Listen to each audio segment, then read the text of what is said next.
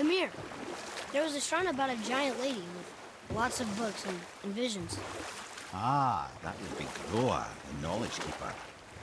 She was a gifted sorceress who gathered every tome of arcane wisdom she could find in the realms, all in the hopes of augmenting her powers of prophecy that she might find her lost husband, Arvandil.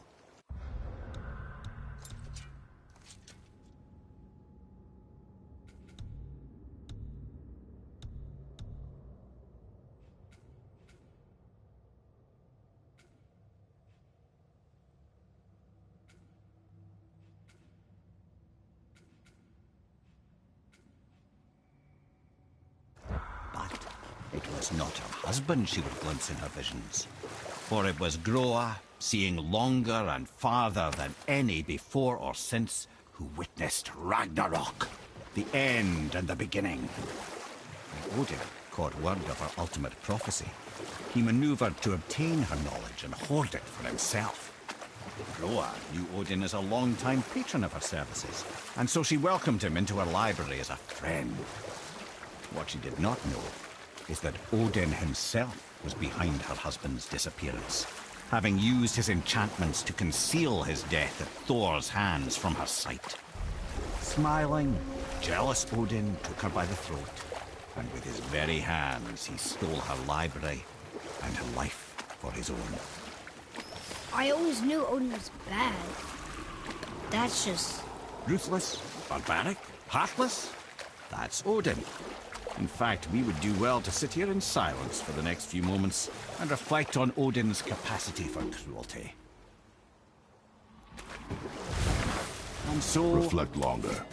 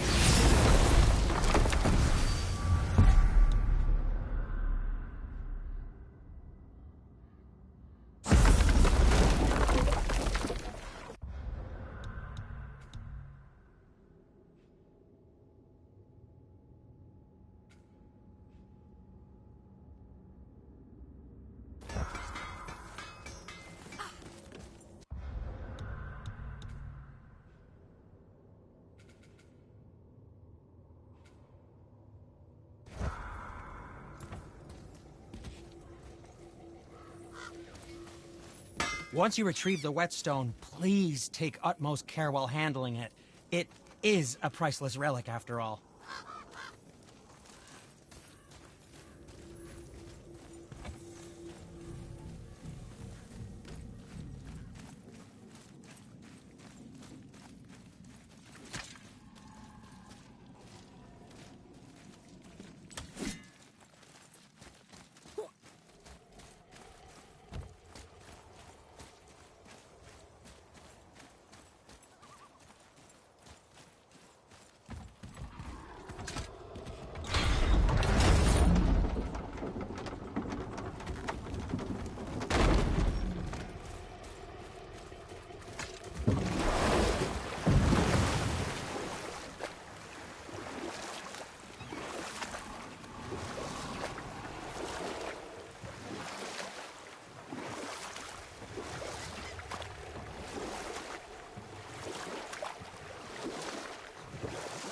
Ed, you are full of stories. When will you tell one that entertains? I beg your pardon? You just insulted you. Yeah, I got that. So you want a corker, do you? Very well, my brothers. tell you the story of Hrungnir, the brawler. The real story. There was a huge battle, right? His shrine had him in the middle, fighting off Aesir. A pretty story, but no. Hrungnir, you see, was born with neither head nor heart. So the giants had to complete him with stone. He was strong, to be sure, but also a perfect simpleton. Odin met him wandering in Midgard one day. Found him so amusing, so harmless, so gullible, that he invites him back to his palace in Asgard.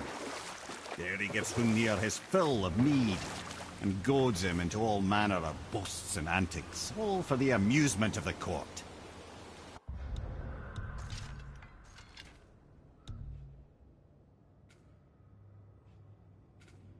I was there.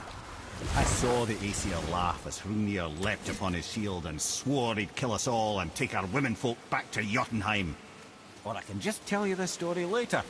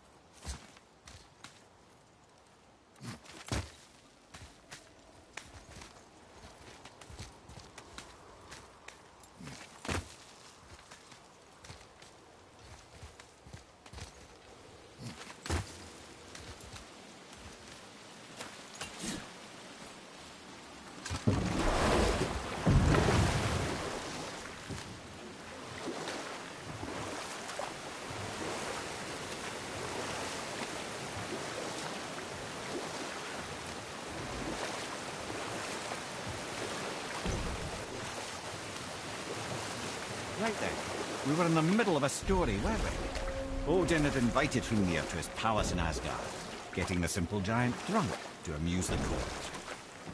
Then Thor shows up. And does he laugh? Oh no.